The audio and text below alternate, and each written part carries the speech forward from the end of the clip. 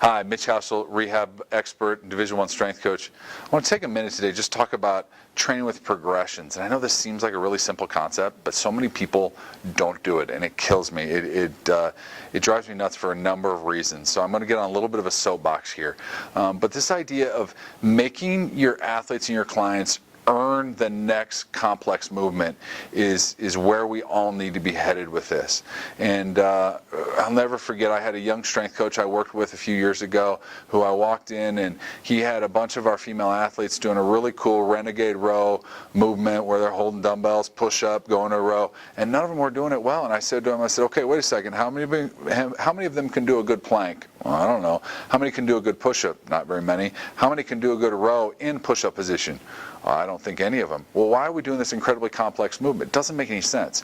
So not only was he exposing them to injury, but he was also just making himself, giving himself a lot of headaches. And to me, that's where it comes down to, is from a coach perspective, I'm going to have 15 or 20 of my athletes in the weight room at any given time.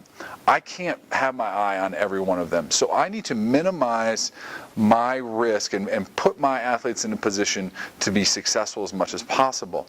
So that's why this idea of training progressions becomes really, really important, because you start to layer more complex things on simple movements. So once they can prove they can do simple movements, then you add something to it. Your coaching becomes very easy because you're not constantly trying to nitpick and ask them to do something that they're not ready to do.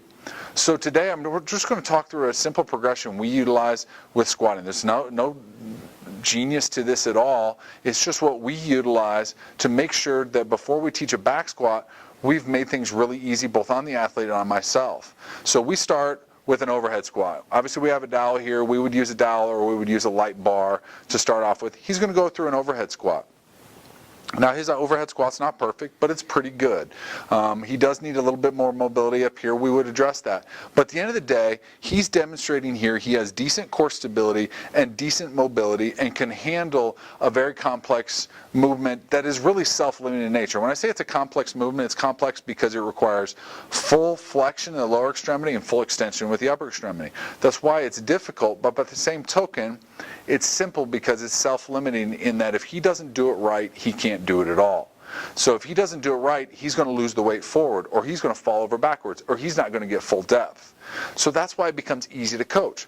So once he's proven he can do it here, we're going to move to a front squat. Okay?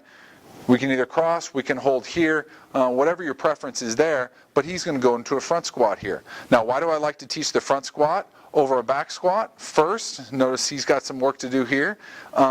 That's because you really can't get hurt in a front squat. So if my athletes never get past a front squat, I'm actually okay with that. I think we can have this argument over one's more quad dominant versus hip dominant, but at the end of the day, I think a good front squat performed a lot is better than a bad back squat performed a lot, despite hip or quad dominance. But the idea is if he starts to flex forward at the bottom of a front squat, he's going to lose the weight and dump it. So it becomes self-limiting. It's pretty simple for me to coach. Really can't get hurt here. Once he's proven he can give me a really good front squat, not to mention one other thing with that is that offset weight allows him to sit back into it a little bit better.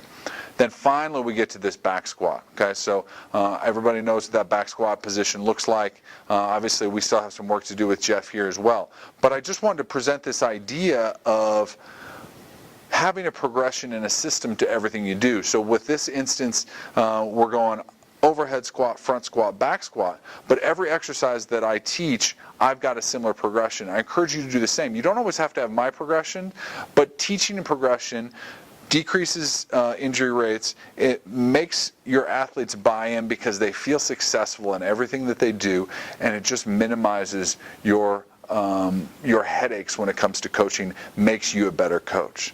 So if you're interested in learning more about some of these progressions, take a look at my website, MaximumTrainingSolutions.com. Look out for more videos coming your direction.